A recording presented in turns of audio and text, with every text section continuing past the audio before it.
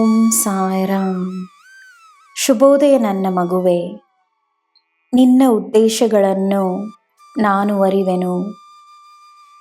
ನೀನು ಪ್ರಪಂಚಕ್ಕೆ ನಿನ್ನಿಂದಾದಷ್ಟು ನೀಡಬೇಕೆನ್ನುವ ಉದ್ದೇಶದಿಂದ ಮಾಡುತ್ತಿರುವ ಪ್ರಯತ್ನಗಳನ್ನು ನಾನು ಅರಿವೆನು.